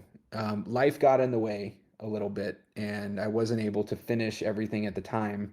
And then a lot of projects started rugging. There was, a lot of, I don't know, a lot of people got turned off to the Polygon farms. And interestingly enough, we looked back and almost every single token that we were initially going to put in the Polywave farm or give a pool to had rugged or was worth like 95% less than it was when we were going to launch. And in that sort of situation, um, it ends up looking really bad for us because if we're putting tokens, if we're giving pools to any token at all on one of our projects, a lot of people are almost viewing that as an endorsement. And I never wanted to be viewed that way because that's just way too much liability and responsibility. It's like not possible for me to actually vet all of these projects. But some people are going to assume that. And so it is actually a really bad look if you think about it that, hey, wow, we're going to launch this farm with like 20 token pools, and people are going to come on and be like, oh, cool, I'm going to look into some of these other projects and buy some of those tokens and stake them with Surf. Well, it doesn't really help to make 5,000% APY on your token that just lost 96% of its value for whatever reason, because there was a rug pull, because there was some bug in the code, because it was just a hype coin and nobody cared after a week. Um, so honestly, we're pretty happy that things didn't like roll out the way that we were initially wanting them to. And so now we're really just trying to put a heavier focus on the major players that have been around for a while and we expect to continue to be around with only a little bit of dabbling in something I would consider a little riskier. And that's like LMAO, that's PCOM. And the cool thing is we are directly helping those investments that we have in them by doing this. So I find that it's worth it, and they're coming from good projects and good teams that I trust. And so if I'm wrong about it, that's fine, and I'll take responsibility for that. But I would much rather be making decisions like that than just saying, "Hey, let's just give all of the biggest farms on Polygon right now a farm pool." Just because they're the biggest farms or they have the most liquidity or whatever. Like a lot of people have gotten really, really burned from that stuff. And we just want to make sure that we are a safe haven. Um, and people know that they can kind of trust that, hey, if I'm checking out a site like Polywave, it's the surf guys. So I can largely assume that all of these tokens that they're listing are vetted or have been around for a while, and I'm not just going to lose all my money tomorrow. That's the hope. Um, okay, we got some more questions here. Wrapped Ribbit and Wrapped Lev, W Lev, are they still getting pools with zero fees? Um, they might be. Did I say that before? Did I say they were getting zero fees? If I said it before, then they'll get zero fees. But if I haven't for sure said that before, then I don't know yet. I'll probably just need to discuss it with the team. I want to make sure it's not like I want surf towels are like directly linked to surf. I hope everyone realizes that. Like they make surf, you can mint them with surf. They very much benefit each other and interact with each other. So it doesn't feel like I'm devaluing either of them by giving them both no fee. But if I just start doing like all of these pools have no fee, then it doesn't really make surf special in any way. And surf always has to be the center of attention. That's the goal. Like that works out for what I've been telling everyone as a community and for myself personally. Like I hope you guys realize it just makes sense that surf does well. Like I personally want that to happen. That would be a very good thing for my own portfolio. And I don't really want to tell you guys to do anything that I'm not comfortable doing. So a lot of the design decisions that are happening, like I've said from the very beginning, um, this is a project that is trying to benefit the long-term surf holders more than anyone, and the people staking in the whirlpool that provide the liquidity to keep things going. And we think we've come up with these interesting ways for this to work, kind of even in this multi-chain environment that we're in. And it's not at all what we were thinking last year when we were first building this. And I think that's a good thing. It's a testament to our flexibility, how talented our team is, um, the patience and support we've had from you guys, everyone in the community.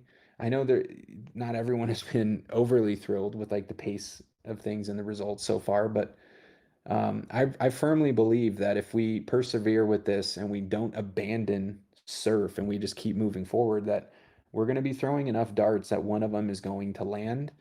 And I actually think it's going to be a lot more than one. And it'll be a really cool thing to see.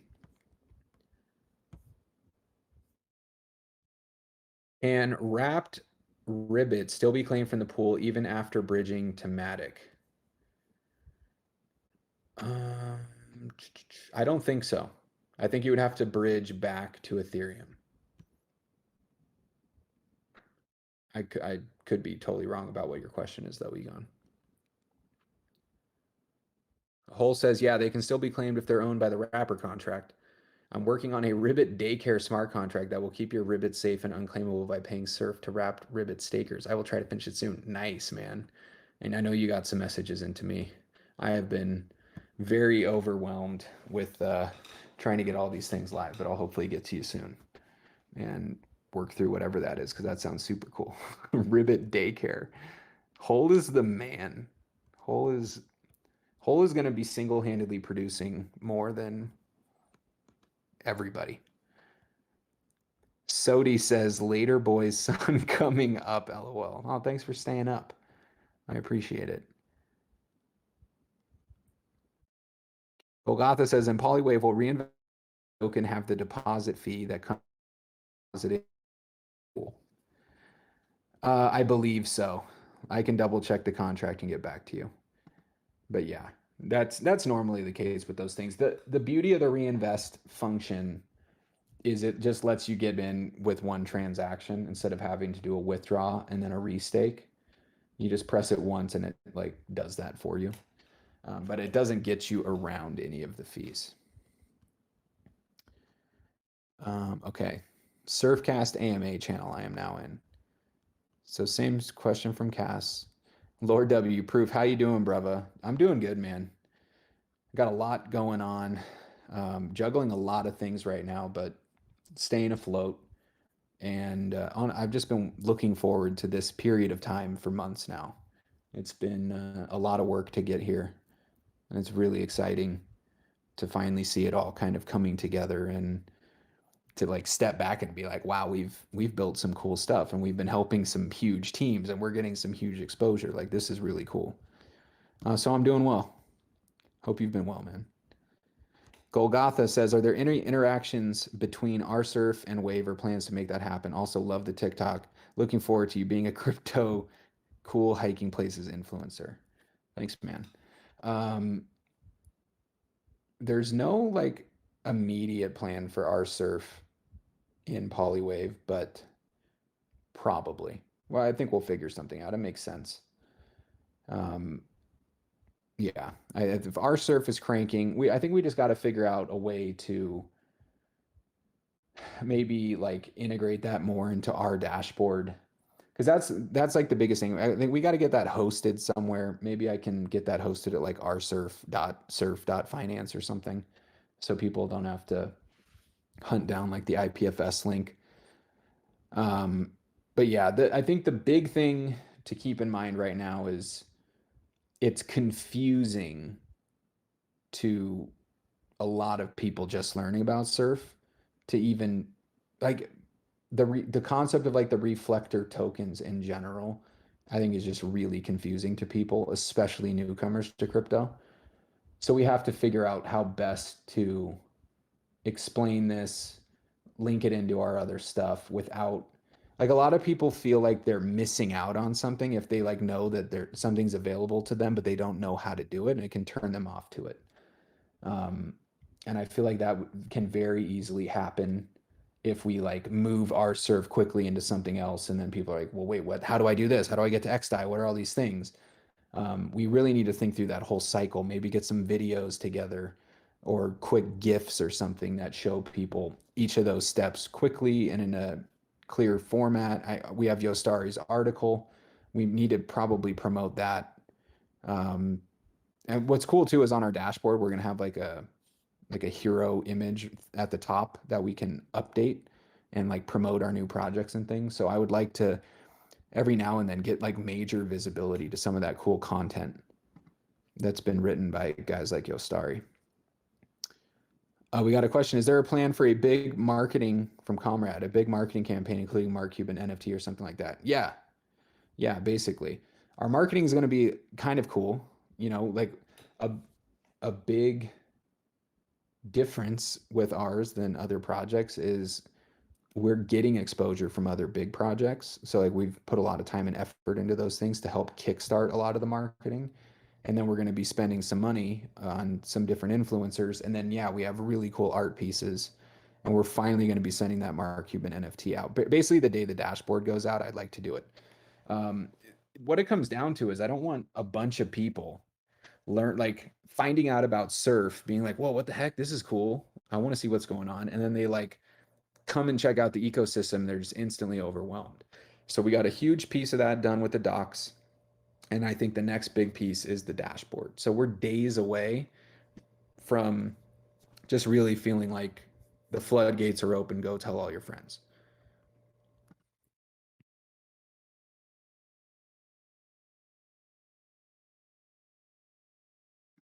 Okay, let me see this Twitter thing, which looks like the connection was lost. Reconnecting. I'm really sorry, people. Is there even a chat? I don't even think there's a chat. Hmm. All right. Well, if you're on Twitter and you've been asking questions, I can't see him. I don't know how to see him. Oh, nice. Okay. Well, I worked through the questions on the Discord side.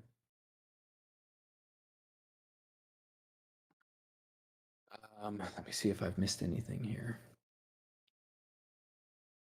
Obviously, there's more info that will be coming about the dashboard and Polywave. Honestly like everything because I'm just trying to get ahead of this, all the stuff that's coming imminently. Um, and just so you guys are aware and have some dates in mind. But it's all soon. It's all very soon. I do hope that, you know, the more adventurous folks out there will take a look at what we're doing with the LMAO. It could be fun. So a cool story is this other token from an influencer called Tech Lead, which you might have heard of. He has over 1 million followers on YouTube. He's a very like blunt, fairly arrogant guy. Um, he I don't know, he's just like, I'm better than everyone and I'm a millionaire and this is why I'm a millionaire. And so he created this token, MM, the millionaire token, and it really just took off. I think it ended up at the peak doing like a 200 something X. And even still, it's at like a 70 or $80 million market cap right now. And it's just a meme token with no real use cases from an influencer. And so we have the same sort of setup here with LMAO backed by Matt Upham. I think his total reach is like 700,000 people. Um, but the token is like more interesting, has kind of a cool staking system that we built. Um, and I like the fact that we're going to be able to add some liquidity both on Ethereum and Polygon, get some more exposure through that. I'm also planning on doing just a small surf airdrop to LMAO holders probably next week, which should generate some decent interest and hype. Just because, like, I would recommend getting in their Telegram at least. It'll be fun to see. Like, if you haven't like seen a meme token or been a part of a meme token, like Surf is not a meme token. We're trying to build like real products, and I actually think Matt wants to do that with LMAO, but that's just not what it is at the start. It's really just like crazy marketing videos and trying to go viral. And if that's not your cup of tea, then please avoid it. But it is fun to watch, like just the hype and the camaraderie and craziness that can happen in these communities. It's a lot of fun. Like you just witness it and it's just chaos and people are losing their minds. Like it's kind of hard to imagine what it would feel like to be involved in a community where in the matter of a week you're up like 200x, you know? Like you're just hanging out with people that like everyone's losing their minds. And so that sort of thing can happen with these meme tokens. So check out the Telegram, follow along with that. I'll be pretty active with some of that since we helped out on the dev side leading into our Polywave launch. And then hopefully a lot of that exposure and excitement carries over into our own launches. And I hope you also notice that when you go to like comfy.polywave.finance at the bottom left, you'll see that it says created by the Surf Finance team. And you're going to be seeing this a lot. Like even like Soldev has all of these projects that he's basically like, man, I would love to reskin this for Surf or make it something Surf can use. And I think we might be doing that with a lot of different things that can tie in really nicely into the rest of our ecosystem and kind of give us more exposure where someone could use Polywave and never heard about Surf and they're gonna be like, wow, this is a really sleek site. Go to the bottom, a project created by the Surf Finance team. Like that's huge. They're gonna click through, they're gonna want to learn more, and then they're gonna see these these guys are legit. Their community is awesome. Um, I don't know. I think there's gonna be really small things like that that add up into something huge over time as long as we just persevere and kind of keep throwing these darts and releasing things at the standard that we have come to expect from ourselves, and we hope that we always are going to be able to deliver at. So yeah, I think I've made it through all the big stuff that I wanted to get through. I'm not really seeing more questions here, but we're kind of there, guys. We're ready to introduce surf to the world in a real way. And I wanted to do this a lot sooner, but just, you know, things happen. Like you got to pivot, got to move to new blockchains, got to literally walk away from a lot of work and a lot of code that you did and just try to make the best overall decision, even though it can be frustrating for people that have been hanging on and being patient.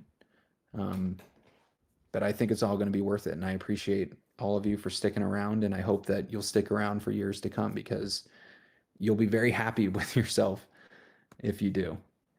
That's my underlying goal is to, like I said right at the very beginning, unlock financial freedom for as many people as I can and see whose, dreams or doors I can open for those people to pursue their dreams.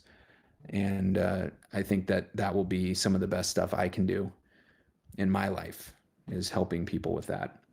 So that's what we're working towards. And I think we're going to get there. And I think we're going to get a lot further than people realize even this year, by the end of this year. And hopefully the entire crypto market is kind of on the up and up again. And we're going to get a nice little rebound here, which is what it's looking like. But yeah, that I believe will wrap up SURFcast number 7. I will have another one way sooner than the gap we've had in between 6 and 7. I could see another one within the next 2 weeks, just because there's more detail to go into on some of these specific points, but it'll just make more sense as we get closer to the launch of those things. But there will be a lot rolling out here over the next 2 weeks. A lot of talk, a lot to be excited about.